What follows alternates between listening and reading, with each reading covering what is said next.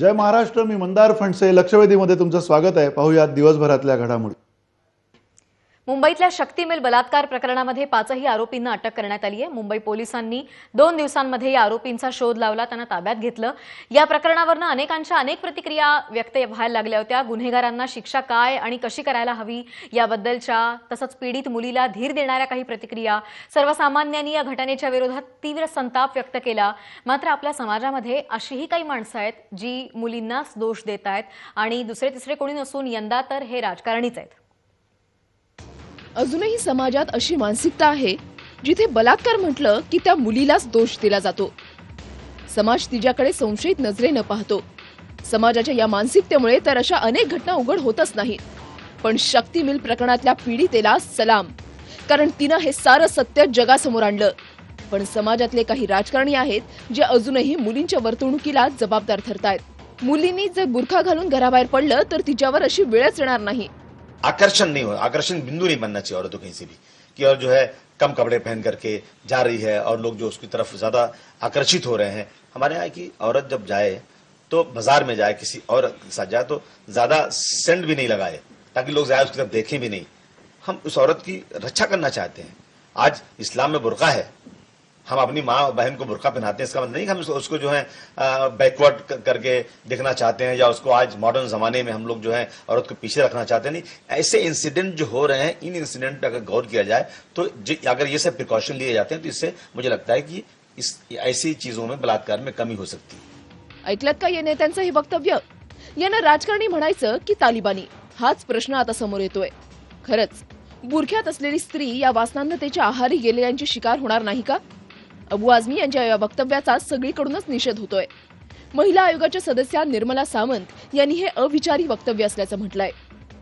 अशा स्टेटमेंटला रिप्लाय सुद्धा देऊ नये, इतके हे स्टेटमेंट म्हणजे विचाराधनी असू नये, इतकं हे निगेटिव्ह स्टेटमेंट आहे. महिला आयोगाच्या सदस्या निर्मला सावंत यांचे हे वक्तव्य तर तुम्ही ऐकलं. त्यांनी या घटनास्थळाची पाहणी देखील केली आहे. पण त्यातून काय निष्पन्न झालं? आरोपींना अटक केल्यावर घटनास्थळाची ही पाहणी कशासाठी होती की हा देखील एक फारसच होता, असे अनेक प्रश्न सर्वसामान्यांच्या मनात उपस्थित झाले. एकूणच ही राजकारणी मंडळी घटनेचं गांभीर्य न ओळखता अनेकदा स्वतःच्या पोळीवर कसं तूप ओढून घ्यायचं याचाच विचार करतात. प्रणाली कापसेसह श्वेता महामुनी, जय महाराष्ट्र, मुंबई. समाजवादी पक्षाचे नेते आणि आमदार अबू आसिम आझमी यांचं वक्तव्य आपण ऐकलं. त्यांचं म्हणणं सविस्तर काय आहे हे जेव्हा आम्ही आपल्या समाजामधल्या काही स्त्रियांना, खास करून मुस्लिम स्त्रियांना सांगितलं तेव्हा त्यांना काय वाटतंय हे जाणून घेतलंय आपले प्रतिनिधी पंकज दळवी यांनी. महिलाओं पे अत्याचार हो रहे हैं, इस तरह की घटनाएं मुंबई महाराष्ट्र में हो रही है. इसके पार्श्वभूमि पर अबू आसिम आज़मी ने एक विधान किया है, एक बयान दिया है कि आप सहमत हो उनके बयान से? नहीं, हम लोग सहमत नहीं हैं. और ये जो बोला है कि मुस्लिम को और सबको पहनना है, तो हमारा कल्चर है, हम ओढ़ते हैं. और ये जो बोले हैं कि मतलब सेफ़ नहीं है, तो देखिए वो सब अपने है ना अंदर होता है. किसी मतलब पहनावे से ऐसा नहीं होता कि पहनावा है और कोई आपको कुछ नहीं कर रहा है, तो पहनावे की इसमें बात नहीं आती है. इसमें एक अपने अंदर भी एक होना चाहिए कि हम लोग निडर होके निकलते हैं. आज का मुंबई क्या इतना खराब हो गया है कि वहाँ पर लेडीज अकेले नहीं निकल सकती, कि वो यहाँ पर सेफ नहीं है. दिस इज नॉट फेयर कि यहाँ पर तो औरतों के लिए इतनी सेफ्टी थी और आज क्यों मुंबई में ये सब हो रहा है? मुंबई का नाम खराब कर रहे हैं जो लोग, उन्हें सख्त से सख्त सजा देनी चाहिए. उनका कहना है अबू आसिम आज़मी का कि बुर्का पहनो, क्या इस बयान से आप सहमत? नहीं, बिल्कुल नहीं. ये हमारा कल्चर है, हम मुस्लिम्स हैं तो हम पहन सकते हैं, लेकिन सारे कल्चर्स वाले क्यों पहनेंगे? उन्हें क्या स्ट्रिक्टली बोलना चाहिए कि वो पहने? बिल्कुल नहीं पहनेंगे. और क्या मुंबई इतना खराब हो गया है कि औरतें यहाँ पर सेफ नहीं है? तो ये उन्होंने गलत बोला है, उनको ऐसा बोलना भी नहीं चाहिए. क्या ये राजनीति से प्रेरित है? एक तरह की ये लोगों की राजनीति है. ऐसा नहीं होना चाहिए. ऐसा नहीं होना चाहिए, बल्कि आपको जो सेफ कल्चर है वो करेंगे, लेकिन दूसरे मजहब के नहीं करेंगे. व्हिडिओ जर्नलिस्ट अनिल निर्मळ सोबत पंकज दळवी, जय महाराष्ट्र, मुंबई. सामान्य महिला होत्या या मुस्लिम समाजातल्या, त्यांचं सुद्धा अत्यंत स्पष्ट असं म्हणणं होतं. अबू आझमींनी हे म्हणण्यामागचा उद्देश काय तो सुद्धा आपण तपासणार आहोत. अर्थातच आपण राजकारणी की तालिबानी असं प्रश्न त्यांना विचारणार आहोत. या दरम्यान आपल्यासोबत अशरफ आझमी आहेत, जे समाजवादी पार्टीचे नेते आहेत, आणि प्रीती दांडेकर आपल्यासोबत आहेत की ज्या राज्य महिला सचिव मनसे महिला आघाडीच्या आहेत. आपल्यासोबत अर्थातच काँग्रेसचे प्रवक्ते डॉक्टर रत्नाकर महाजन सुद्धा आहेत आणि त्यांना सुद्धा आपण हे प्रश्न विचारणार आहोत की हे राजकारणी आहेत की तालिबानी आहेत. महिलांवरती असली बंधनं घालून अत्याचार थांबणार आहेत का, हा त्यामुळे आणखीन एक प्रश्न निर्माण झालेला आहे. अबू आझमींचं वक्तव्य पुरुषी मानसिकतेतनं आहे की नाही हे सुद्धा आपण तपासणार आहोत. अबू आझमी यांनी महिलांची माफी मागावी का, हा सुद्धा आपण प्रश्न विचारणार आहोत. पहिला प्रश्न अशरफ आझमी तुम्हाला विचारायचा आहे की ज्या पद्धतीनं अबू आझमींनी हे स्टेटमेंट केलं, त्यांचं म्हणणं आहे की तोकडे कपडे घातले म्हणून बलात्कार वाढतायत. त्यांचं म्हणणं आहे की सेंट लावला तर तुम्ही आकर्षित होता, त्याच्यामुळे असे सगळे प्रकार घडतात. हे सगळं जर का पाळलं तर बलात्कार होणार नाहीत, तुमचं सुद्धा हेच म्हणणं आहे? देखिए ऐसा है, बड़े सबसे पहले तो मैं आपका शुक्रिया अदा करूं जय महाराष्ट्र चैनल का कि इतनी कम वक्त में इतनी तेजी से आपने प्रसिद्धता हासिल की. और नहीं, मैं इसलिए बोलना चाहता हूं, मैं आपको इसलिए ये सारी बातें कहना चाहता हूं कि हर विषय पे आपकी नजर है. अबू आज़मी साहब का जो वक्तव्य है वो वक्तव्य उन्होंने बहैसियत एक मुसलमान के दिया. उन्होंने ये इसलिए कहा कि बुर्का ओढ़ना चाहिए. बिल्कुल ये बात सही है कि हम सारे लोगों पे ये इम्पोज नहीं कर सकते. सब उनका एक इशारा हुकूमत की तरफ भी था और तंजिया था. वो हुकूमत को भी क्रिटिसाइज कर रहे थे कि वो मुंबई शहर जिसमें ए सिटी नेवर स्लीप, उसके बारे में लोग कहते थे. हमारी बहनें, हमारी बेटियां ट्रेनों में जाकर, रास्तों में जाकर, बसों में सफर करके लेट नाइट आती थी, अपने कामकाज को देखती थी. आज वो नहीं रह गया. हुकूमत के लोग जिस तरह से प्रोटेक्शन देना चाहिए, जो चीजें एडमिनिस्ट्रेशन में आनी चाहिए उसके ऊपर नहीं है. मैं मुंबई शहर की अगर बात करूं, 1.25 करोड़ की आबादी हो गई है. हम वही लोग हैं जो आज से 10 साल पहले थे. 10 साल में आबादी कितनी बढ़ी, आज 42,000 पुलिस फोर्स है. देखिए ये बात नहीं है, बात ये है कि क्या इस तरह का बयान किया जा सकता है या नहीं. बात हम लोगों को, मैंने आपको कहा ना कि अबू आसिम साहब ने जो कुछ भी कहा वो उन्होंने इस्लामिक लॉ के हिसाब से कहा. कोई मर्जी हम किसी को थोपना नहीं चाहते. इस्लामिक लॉ जो है वो सब जगह होना चाहिए. नहीं, बिल्कुल नहीं. देखिए हम फ्रांस में ये चीज आपने देखी होगी कि वहां हिजाब नहीं पहना जाता है. वहां की मुस्लिम महिलाओं ने कहा कि हम हिजाब पहनना चाहते हैं. पाकिस्तान में भी नहीं पहना जाता है. वो बिल्कुल सही. मैंने आपको कहा कि ये कल्चर, ये जो इस्लामिक लॉ की बात है उसमें उन्होंने कहा कि भाई औरतों को नकाब पहनना चाहिए. लेकिन जो लोग, देखिए ये संस्कृति, हिंदुस्तानी संस्कृति जो है वहां आज भी ससुराली रिश्तेदारों के साथ, ये बात हिंदुस्तानी संस्कृति की नहीं है. ये जो उनका नकाब, अबू आज़मी का जो कहना है, उनका कहना है कि ये सब अवॉइड करना चाहिए, ये होना नहीं चाहिए इस तरह का. मैंने फिर आपसे ये कहना चाहता हूं आपके माध्यम से व्यूअर्स को भी कि जो लोग ये समझते हैं कि अबू आसिम आज़मी ने कोई ऐसी बात कही जो आम महिलाओं पे इंपोज करने वाली बात है, तो माफ करना, ऐसी बात नहीं थी. उसमें दोनों चीज थी. एक तो वो थी जो इस्लामिक कल्चर है, उन्होंने जो बताया वो जो अडॉप्ट करना चाहे वो अडॉप्ट करे. जैसे आपने कहा कि पाकिस्तान में नहीं हो रहा है, जो अडॉप्ट करना चाहे वो अडॉप्ट करे. ठीक है. हमारे साथ आपल्यासोबत डॉक्टर रत्नाकर महाजन सुद्धा आहेत, जे काँग्रेसचे प्रवक्ते आहेत. रत्नाकर महाजन, तुमचं स्वागत आहे जय महाराष्ट्रमध्ये. जो प्रश्न आम्ही विचारतोय आज या निमित्तानं तो हाच आहे की हे राजकारणी आहेत की तालिबानी आहेत. स्त्रियांनी कसे पेहराव करावेत, स्त्रियांनी अत्तर एक लावावं की नाही, ह्या सगळ्या गोष्टींचे जे मानकं आहेत, जे मानदंड आहेत, हे आता राजकारणी ठरवणार आहेत का? महाराष्ट्राला आधुनिकतेचं प्रशिक्षण देणारे गेल्या शतकातले सुधारक गोपाळ गणेश आगरकर यांनी सुधारकामध्ये 2 निबंध लिहिले होते. त्या दोन्ही निबंधांचं शीर्षकच होतं आपल्या स्त्रियांचा पोशाख. त्यामध्ये त्यांनी असं सांगितलं होतं की स्त्री असो वा पुरुष असो, दोघांच्याही पोशाखाला सारखंच महत्त्व आहे. त्यात स्त्रियांच्या पोशाखाबद्दल त्यांनी असं म्हटलं होतं की दर्शनीयता आणि उपयोगिता या 2 निकषांवर स्त्रियांचा पोशाख किंवा पुरुषांचा पोशाख ठरला पाहिजे. म्हणजे काय, तर ज्याला ज्या प्रकारचं काम करायचं आहे, ज्या प्रकारचं काम जो नेहमी करतो त्याला उपयोगी असलेला पोशाख कोणता. म्हणजे सर्व बायकांनी अमुक प्रकारची साडीच नेसली पाहिजे किंवा लुगडंच नेसलं पाहिजे असा आग्रह बरोबर नाही. तर ती स्त्री जे काम करत असेल दिवसभर त्याला अनुकूल असा तो पोशाख असला पाहिजे. दुसरं त्यांनी असं सांगितलं की या बाबतीतल्या ज्या प्रस्थापित रूढी आहेत त्या रूढी काळ बदलला तरी तशाच ठेवणं म्हणजे आपण काळाबरोबर न चालत असल्याचं लक्षण आहे आणि त्यामुळं सुधारणा होणं शक्य नाही. ज्या महाराष्ट्रानं असा एक काळाच्या पुढे पाहणारा सुधारक देशाला दिला, त्या महाराष्ट्रामध्ये आज केलं जाणारं विधान हे एका बाजूला पुरुषी मानसिकतेचं जसं निदर्शक आहे, तसं स्त्रियांवर पुरुषी दृष्टिकोन लादण्याचा आणि पुरुषाच्या स्खलनशीलतेचा आरोप स्त्रियांवर करण्याचा अत्यंत अश्लाघ्याचा प्रयत्न आहे आणि आता त्याचं कितीही समर्थन करण्याचा केविलवाणा प्रयत्न झाला तरी महाराष्ट्रातले सर्वसामान्य अडाणी असले तरी समजूतदार लोक हे स्पष्टीकरण बिलकुल मान्य करणार नाहीत. त्यामुळं असं बोलणाऱ्यांनी बिनाशर्त माफी मागितली पाहिजे. ठीक आहे, विनाशर्त माफी मागितली पाहिजे. प्रीती दांडेकर, तुमचं काय म्हणणं आहे? मुळात अबू आझमींनी अशा प्रकारचं स्टेटमेंट करणं या सगळ्या पार्श्वभूमीवरती, खास करून इतकी गंभीर घटना घडलेली असताना या घटनेचं त्यांचं म्हणणं आहे की असे प्रकार हे अशा पेहरावामुळे घडतात. तुम्हाला हे मान्य आहे का? नाही, महाराष्ट्राचं दुर्दैव आहे की असे राजकारणी आपल्यामध्ये आहेत आणि असे वक्तव्य करतात आणि आपण ती सहन करतो.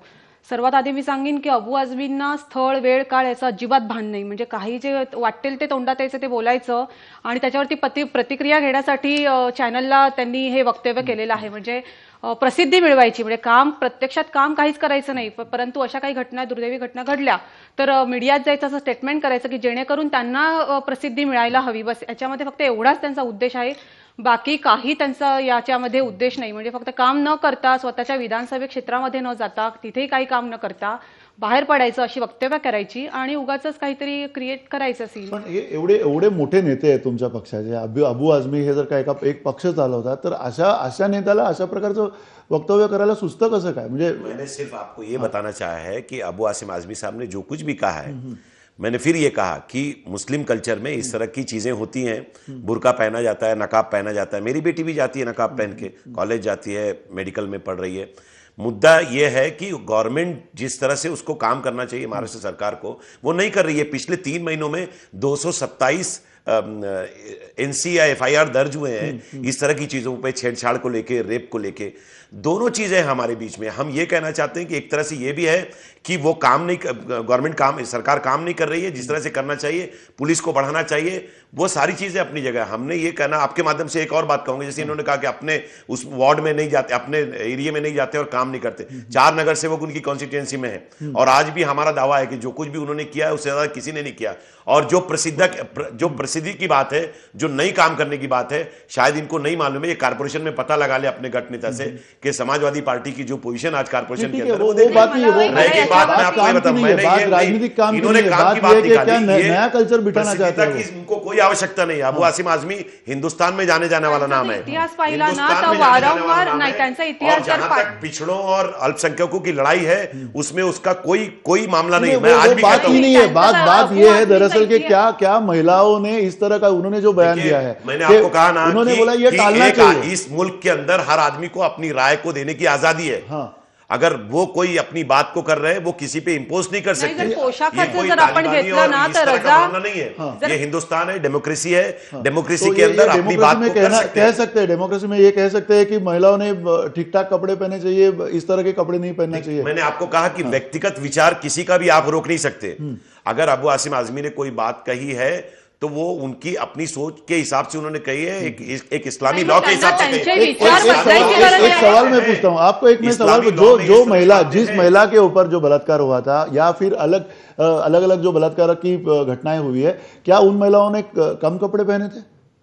नाही, याच्यावरती मला एक गोष्ट, बिल्कुल आपका ये सवाल जायज है. मैं ये इस तरह की चीजें नहीं कहना चाहता. मैं ये कहना चाहता हूं कि जो कुछ भी हो रहा है वो बिल्कुल नहीं होना चाहिए. और अगर इस तरह की चीजें हो रही है तो उनको कंट्रोल करने के लिए राज्य सरकार क्या कदम उठा रही है उसके बारे में भी हमको ये क्यों नहीं कहा उन्होंने? कहना चाहिए. हो सकता है वो सारी बाइट्स आपने नहीं ली हो, उन्होंने अपनी बात रखी हो. हे सोयीचं बोलणं झालं. मला माझा कंप्लीट करू द्या. अगोदर रजा अकादमीचा ज्यावेळेला मोर्चा झालेला त्यावेळेला तुम्हा सर्व महाराष्ट्राची शर्मेने मान खाली गेली की पोशाखात, म्हणजे युनिफॉर्म मध्ये असलेल्या महिला पोलिसांबरोबर अत्याचार झाला.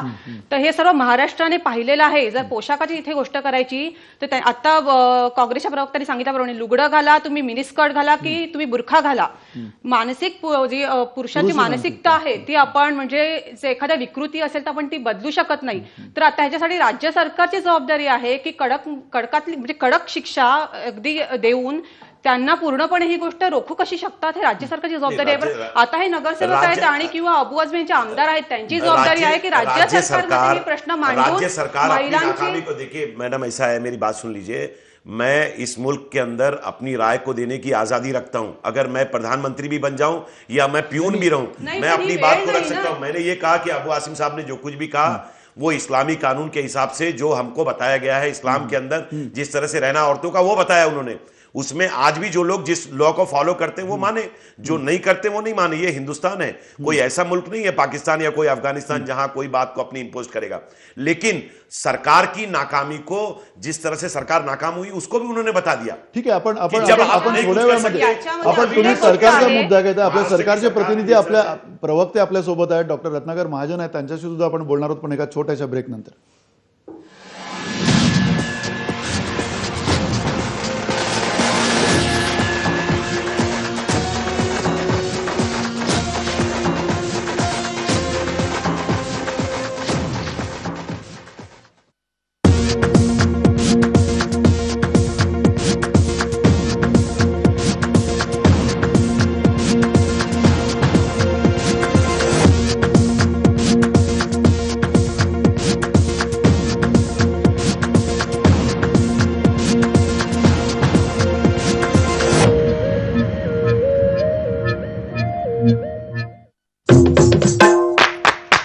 मंगळागौरीचे खेळ खेळा जय महाराष्ट्र सोबत. पिंगा ग पोरी पिंगा, पहा पिंगा ग पोरी पिंगा, सकाळी 10:30 वाजता, रात्री 11:30 वाजता.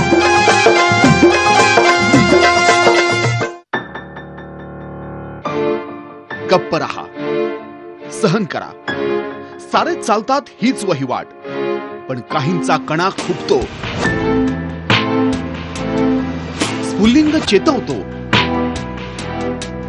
फडकतो वणवा संघर्षाचा. निवडतात जे बिकट वाट संघर्षाची. जास्त काही नको, पण त्यांना लढ म्हणा, लढ म्हणा, लढ म्हणा, लढ म्हणा. शुक्रवारी रात्री 9:30 वाजता, शनिवारी सकाळी 10 वाजता आणि रविवारी दुपारी 3:30 वाजता, फक्त जय महाराष्ट्रवर.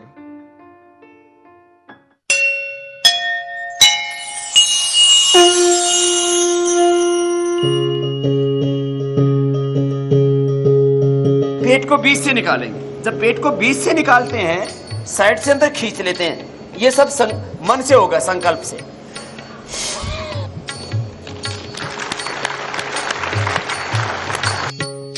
हम एक ऐसा भारत देखना चाहते हैं जहां एक भी व्यक्ति की मौत बीमारी के कारण से ना हो, भूख के कारण से ना हो. अज्ञान और अभाव मुक्त हो हमारा देश. बाबा रामदेवांचा आरोग्य योग, रोज सकाळी 6 ते 7.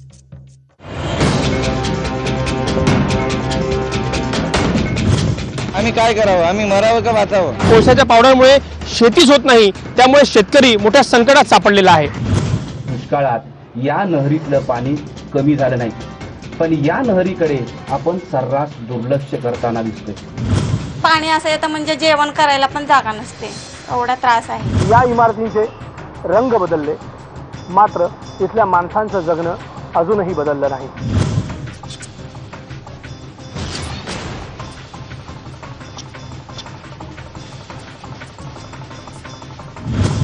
आम्हाला शाळेत शिकवतात का नदी आई असती, पण नदीलाच घाण करायला लागल्यावर काय राहिलं, ऐकायला म्हणायचं. अशा प्रकारच्या दूषित पाण्यामुळे नाशिकचंच नाक कापलं जातंय.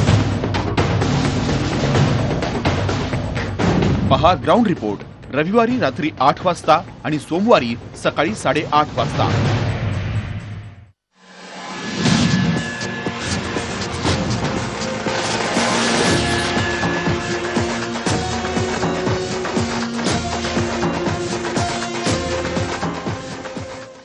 आजचा लक्षवेधी मुद्दा आहे राजकारणी की तालिबानी, आणि राजकारणी की तालिबानी हा विचारण्याची वेळ आपल्यावरती आली आहे. त्याचं कारण समाजवादी पार्टीचे नेते आणि आमदार अबू आझमी यांनी एक वक्तव्य केलं.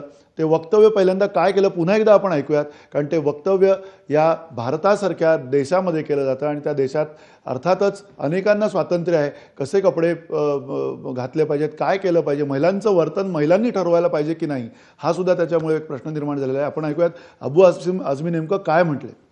मुंबईत झालेल्या सामूहिक बलात्कारानंतर अनेक प्रश्न उपस्थित होत आहेत. प्रत्येक जण त्यावर आपले मत व्यक्त करत आहेत. असंच एक मत व्यक्त केले आहे ते समाजवादी पक्षाचे आमदार आणि नेते अबू आझमी यांनी. अबू आझमी यांचं असं म्हणणं आहे की महिलांनी बुरखे घातले तर बलात्काराचं प्रमाण कमी होईल. आपण त्यांच्याकडूनच जाणून घेणार आहोत. अबूजी, आपका असल में स्टेटमेंट क्या था? आज इस्लाम में बुर्का है, हम अपनी माँ और बहन को बुर्का पहनाते हैं, इसका मतलब नहीं कि हम उसको जो है बैकवर्ड करके देखना चाहते हैं या उसको आज मॉडर्न जमाने में हम लोग जो है औरत को पीछे रखना चाहते हैं। नहीं, ऐसे इंसिडेंट जो हो रहे हैं, इन इंसिडेंट पर अगर गौर किया जाए तो अगर ये सब प्रिकॉशन लिए जाते हैं तो इससे मुझे लगता है कि इस ऐसी चीजों में बलात्कार में कमी हो सकती है। आपने कहा कि आप अपने घर की औरतों के बारे में जो सोचते हैं वही आप बाकी औरतों के बारे में सोचना चाह रहे हैं, लेकिन थोड़ा सा पर्सनल है जरूर, लेकिन आपकी बहू फिल्मों में काम करती है, तो क्या आपको ये लगता है कि वहां पर भी वो बुर्खा पहन कर काम किया जा सकता है या फिर उन्होंने भी घर के बाहर नहीं जाना चाहिए, क्या सोचते हैं? ऐसा है कि अगर मैं शराब पीऊं, मैं नशा करूं, मैं गलत काम करूं तो उसे मैं लीगल नहीं ठहरा सकता। गलत है वो गलत है, मैं गलत कर रहा हूं, परंतु मैं उसे कहूंगा ये गलत है, मैं कर रहा हूं। मैं जहां तक मेरी चलेगी, जहां तक मेरा जो मानना है वो मैं कितना इम्प्लीमेंट कर सकता हूं मेरे ऊपर है, लेकिन मेरी ये सोच है। लेकिन तब भी आपने मेरे सवाल का जवाब नहीं दिया। जो मेरा सवाल था, क्या आप उनके लिए भी ये चाहेंगे या आप उनको भी ये नसीहत देंगे? मैं सबको नसीहत दूंगा, जहां तक मैंने कहा, जहां तक मेरा बस चलेगा, जहां तक मेरी बात मानी जाएगी, मैं पूरे समाज को ये कहूंगा कि औरतों को बहुत ही समझ बूझ करके सम्मान के साथ कहीं निकलना चाहिए और बिल्कुल भारतवर्ष के संस्कृति के मुताबिक काम करना चाहिए। मैं जहां मेरे देश की संस्कृति, जहां मेरे देश का कल्चर आएगा, मैं वहां वेस्टर्न कल्चर को आगे नहीं जाने दूंगा, अपने देश के कल्चर को आगे बढ़ाने की कोशिश करूंगा। तर हे होते अबू आझमी ज्यांनी आपल्याला सांगितलेलं आहे की महिलांनी जर व्यवस्थित कपडे घातले तर त्यांचं असं म्हणणं आहे की काही प्रमाणात का होईना पण बलात्काराचं प्रमाण जे आहे ते कमी होईल। त्याच्यामुळे महिलांनी बाहेर वावरत असताना स्वतःची काळजी घेणं गरजेचं आहे, त्याचबरोबर त्यांच्या कुटुंबियांनी सुद्धा सातत्यानं त्यांची काळजी घेणं गरजेचं आहे असं म्हणणं आहे अबू आझमी यांचं। प्रणाली कापसे, जय महाराष्ट्र, मुंबई। अर्थात आपल्यासोबत डॉक्टर रत्नाकर महाजन आहेत, जे काँग्रेसचे प्रवक्ते आहेत। डॉक्टर महाजन, हाच प्रश्न तुम्हाला पुन्हा विचारायचा आहे। ते म्हटले की आम्ही पाश्चिमात्य संस्कृती आहे तिला विरोध करतोय आणि अशा प्रकारे मग आपली जी संस्कृती आहे त्या आपल्या संस्कृतीमध्ये सुद्धा काही नियम आहेत, पेहरावाचे काही नियम आहेत। तुम्ही मगाशी आगरकरांचं उदाहरण दिलं। काळ खूप बदलला आहे आणि या बदलत्या काळामध्ये अर्थातच महिलांना ज्या प्रकारचं स्वातंत्र्य अपेक्षित आहे ते स्वातंत्र्य आपण द्यायचं नाहीये का? बिलकुल द्यायचं, कारण तो त्यांचा जन्मसिद्ध अधिकार आहे। जो माणूस म्हणून जन्मला आहे त्याला व्यक्ती स्वातंत्र्य आहे, भाषण स्वातंत्र्य आहे, सगळं आहे।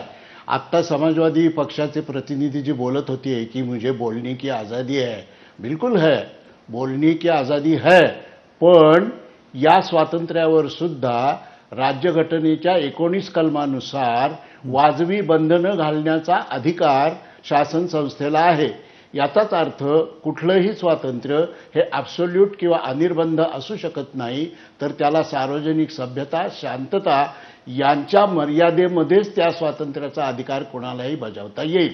आता राज्य सरकारवर टीका करण्याचा प्रश्न आहे। मुळामध्ये यात राज्य सरकारवर टीका त्यांनी बिलकुल केली नाही, त्यांनी फक्त आपल्या म्हणजे पुरुष जातीच्या स्खलनशीलतेचा दोष स्त्रियांवर दिला, एवढंच याचं सार आहे। आता राज्य सरकारच्या बाबतीत जर बोलायचं झालं तर मुंबई पोलिसांनी ज्या वेगानं या 5ही आरोपींना अटक केली त्या त्यांच्या तत्परतेबद्दल, वेगाबद्दल आणि सक्षमतेबद्दल त्यांचं अभिनंदन करायला पाहिजे। आणि ज्या रीतीनं गृहमंत्र्यांनी सुद्धा रात्री 2-2:30 वाजता जाऊन त्या संदर्भातला आढावा घेतला आणि पोलिसांना काम करण्याला प्रवृत्त केलं, यासाठी सरकारचं सुद्धा अभिनंदन केलं पाहिजे। ते राहिलं दूर, पण आपल्या या असमर्थनीय वक्तव्याचं समर्थन करण्यासाठी विनाकारण सरकारवर जाता जाता शिंतोडे उडवण्याचं काही कारण आहे असं मला वाटत नाही। तुमचं म्हणणं आहे की सरकारवरती शिंतोडे उडवता कामा नयेत। प्रीती दांडेकर आपल्या सोबत आहेत। एक महिला म्हणून, महिला तुम्ही राजकारणामध्ये आहात, राजकीय क्षेत्रामध्ये तुम्ही वावरता, महिला म्हणून तुम्ही सांगा, आपण क्षणभर अबू आझमी बाजूला ठेवू, तुम्ही राजकारणामध्ये तुमचे पक्ष असतील, तुमचा पक्ष असेल किंवा बाकीचे सगळे पक्ष असतील, या सगळ्या पक्षांमधल्या पुरुषांची मानसिकता तुम्हाला असं वाटतं की परिपक्व आहे आताच्या काळाच्या हिशोबाने? नाही, म्हणजे ह्याचं उत्तर देणं कठीण आहे। परिपक्व आहे की नाही हे त्या व्यक्तीच्या एकूण परिस्थिती आणि स्वभावावर ते अवलंबून आहे। म्हणजे काही व्यक्तींना असं वाटू शकतं की समोरचा व्यक्ती माझ्याकडे वाईट नजरेने पाहतोय, कोणाला नाही वाटू शकत। तर असं याचं उत्तर देणं कठीण आहे, पण पुरुषी मानसिकता नक्की बदलायला हवी एवढं मात्र मी इथे निश्चितपणे सांगू शकते। कारण जर आपण गल्फ कंट्रीजचं उदाहरण घेतलं, म्हणजे आता हे म्हणाले गल्फ कंट्रीजमध्ये रेप रेट 0 आहे, कारण तिथे कडक शिक्षा होतात, त्या शिक्षेची भीती गुन्हेगारामध्ये आहे। तीच भीती जर इथे देखील भारतात देखील उत्पन्न करू शकले तर मला वाटतं ह्या सगळ्या घटना कमी व्हायला मदत होईल. म्हणजे पुन्हा एकदा शिक्षेच्या बाबतीमध्ये सुद्धा आपण त्याच तालिबानी प्रवृत्तीकडे जायचं का, हा प्रश्न उपस्थित होता है. देखिए, इन्होंने वो ही कहा जो वो कहना चाह रहे थे. मैं आपके माध्यम से ये कहना चाहता हूं कि इस दुनिया के अंदर जितने भी धर्म हैं, उन धर्मों ने लोगों को अपनी लाइफस्टाइल जीने के लिए एक मेथड दिया. वो हिंदू धर्म हो, मुस्लिम धर्म हो, जो भी हो.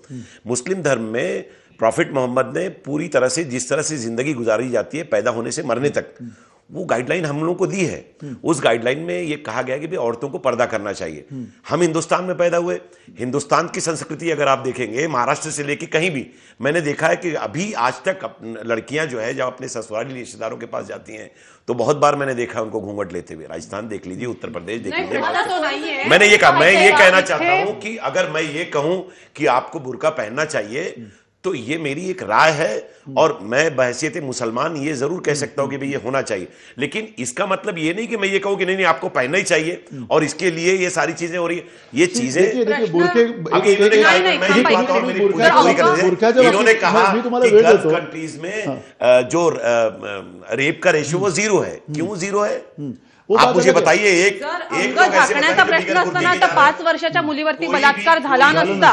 त्याच्यामुळे यांची मानसिकता फार दूषित आहे आणि नाही यांची मानसिकता दूषित आणि यांना कुठून तरी प्रसिद्धी हवी असते म्हणून स्टेटमेंट करायचे. मुझे दुख हो रहा है, ये मेरी बहन है.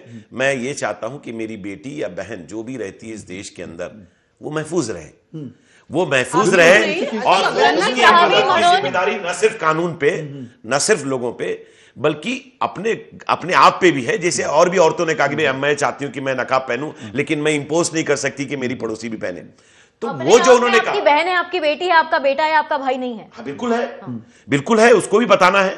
और मैं यही कहना चाहता हूं कि जो शिक्षा, जैसे इन्होंने गल्फ कंट्रीज की बात की, इसलिए मैंने ये मुद्दा उठा दिया कि गल्फ कंट्रीज में रेप रेशियो 0 है. वो क्यों है? शिक्षा नहीं. आप चल के देखिए, मुझे बताइए सऊदी अरब में कौन से ऐसे, इवन जो यूरोपियंस भी आती है वो भी बुर्का पहनती है. मैंने ये नहीं कहा, मैं तालिबानी की बात नहीं कर रहा हूं. इन्होंने इस बात को कहा कि गल्फ में रेप का रेशियो 0 है. तो सजा तो है, इस्लाम में सजा तो है, वो पत्थर से मार देने की है. नहीं, मैं ये कहना चाहता हूं कि आप खुद इस बात को मान रही हैं कि गल्फ कंट्रीज में रेप रेशियो कारण तिकडे कडक शिक्षा आहे. कडक शिक्षा म्हणजे गुन्हेगाराला कडक शिक्षा कठोरातली ये कठोर है शिक्षा दिली मैडम जाते, हातपाय कि कापले इस्लामी जातात. कानून के हिसाब से वहां पर पत्थर से लोगों को मार दिया जाएगा. ये डर है उनके अंदर. और ये भी कहा गया वहां पे इस कानून के अंदर कि भाई आप घर से बुर्का पहन के निकलिए. ये इस्लामिक लॉ की बात है. देशांची आपण तिथल्या कायद्यांची तुलना करू शकत नाही, कारण त्या कायद्याची बैठक वेगळी आहे. त्या कायद्याची बैठक वेगळी. तुम्ही जो मुद्दा मांडला बुरख्याच्या बाबतीत प्रेषित पैगंबरांचा सुद्धा, तो सुद्धा आम्ही इथे ते एक विधान म्हणून घेतो, तो आम्हाला मान्य नाही याच्यासाठी, कारण त्यांच्या सुद्धा विधानांचा अनेक अर्थ काढलेले आहेत. अनेक जे विद्वान आहेत, इस्लामचे जे विद्वान आहेत, त्यांनी सुद्धा याच्यावरती अनेक वेळेला वेगवेगळे मुद्दे मांडलेले. त्यामुळे तोही एक वेगळा मुद्दा आहे. माझं म्हणणं आहे की बुरखा हा काय डायरेक्ट पैगंबरांनी सांगितलेला घातलेला, त्याच्यावरती पण अनेक वेगवेगळे प्रवाद आहेत. आपण त्याच्यावरती जायला नको. मूळ तुम्हाला प्रश्न हा विचारायचा की तुम्ही हे मापदंड बनवणार आहात का? म्हणजे ज्या वेळेला तुम्ही म्हणता की अत्तर लावून जाऊ नका, अत्तर लावल्याने बलात्कार होतो, एवढी मानसिकता तुम्ही पहिले तुमची मानसिकता सुधारा ना. नहीं, मैं आपको ये बोलना चाहता हूं कि अगर आप इस्लामिक लॉ में जाएंगे तो आपको वहां मिलेगी ये सारी चीजें कि औरतों को इतर लगाकर बाहर नहीं जाना चाहिए, खुशबू लगाकर लोग आकर्षित होते हैं. एक बात है, लेकिन मैं ये बोलना चाहता हूं कि मेरी सोच है, ये सर्वधर्म संभव का मुल्क है. यहां पर बसने वाला वो आदमी जो यहां रहता है, बिल्कुल सही बात है. मैं खुद भी नहीं पसंद करूंगा कि पश्चिम जो वेस्टर्न कल्चर है वो हम एडॉप्ट करें. हिंदुस्तानी सभ्यता सबसे बड़ी है और उससे बड़ी कोई चीज नहीं है. मैं ये कहना चाहता हूं कि अबू आसिम आजमी साहब ने जो कुछ भी कहा वो बहैसियत मुसलमान उन्होंने कहा और उनका जो मत है उस पर वो अभी भी कायम है. आपने पूछा उनकी फॅमिली के बारे में, उन्होंने वही बात कही जो कह रहे. मैं भी ये कहना चाहता हूं कि हम किसी पे इंपोज नहीं कर सकते. आजमीची सून ना रात्रपाळी करते ना रात्रीची कामावर जाते. मग सामान्य बाई जी रात्रपाळी करते, ज्या नर्सेस आहे, जे IT क्षेत्रात कामं करतात, त्या रात्री अपरात्री जात असतात, त्यांची सुरक्षितताचं काय? तभी तो हम कह रहे हैं कि महाराष्ट्र सरकार हर मोड़ पर, काम पे फेल हो गई है। प्रोटेक्शन देना उनका काम है। ठीक आहे, आपण तुमचा मुद्दा आपल्याला कळलेला आहे। अर्थातच ही तालिबानी प्रवृत्ती जी आहे, तालिबानी विचार जे आहेत ते संपले पाहिजेत, कारण या विचारांमध्ये कुठलाच राम नाही ना रहीम आहे। या सगळ्या विचारांमध्ये अर्थातच जे स्वातंत्र्य आहे, आपल्या घटनेच्या चौकटीच्या अंतर्गत जे आपल्याला स्वातंत्र्य मिळालं ते स्वातंत्र्य आपण मजेत उपभोगलं पाहिजे, ह्याच्यातही काही शंका नाही। आणि हे स्वातंत्र्य जितकं पुरुषांना आहे तितकं स्त्रियांना सुद्धा आहे। ही जय महाराष्ट्राची भूमिका आहे। आपण लक्षवेधीमध्ये एक छोटासा ब्रेक घेऊयात आणि पुन्हा एकदा आणखीन एक महत्त्वाचा मुद्दा घेऊन तुमच्या समोर येऊ।